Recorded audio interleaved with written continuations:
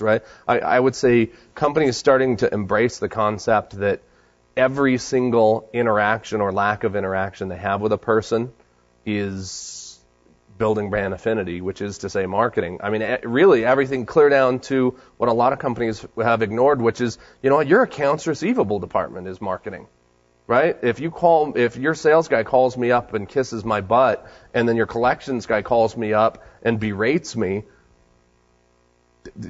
yeah, don't pretend that's not marketing. So I would say that is probably the biggest area, but specifically to this conference, what we're seeing is, I would say one of the biggest changes, more so than social, one of the biggest changes in online marketing in the last 3 years is that search engine optimization went from being black hat to being a budget line item. Everybody's got it, right? 3 years ago, people said, oh, no, we don't manipulate search engines, right? Well, now everybody's got budget set aside for it. And right now, you're seeing semantical context start to be that thing, you know, where you started seeing people take SEO more seriously. You're starting to see that now with semantical context. They're saying, hey, this is more than a buzzword. We need to start figuring out how to do it. One more question.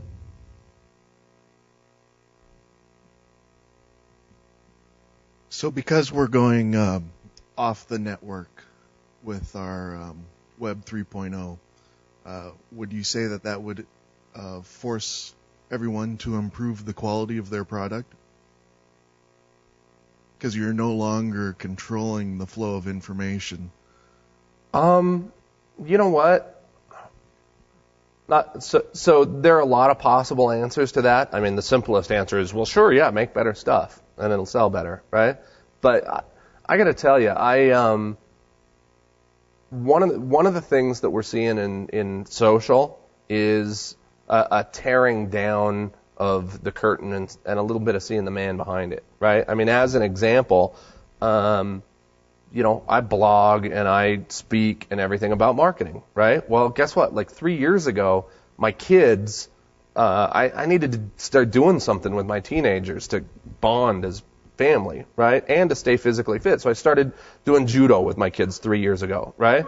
And I mean, I've got the highest ranked sites in the, you know, you search for anything martial arts related in the state of Utah, and either my martial arts site or my judo site is going to be the number one match. Other than, I think, Bushido, that's what your shirt is, right?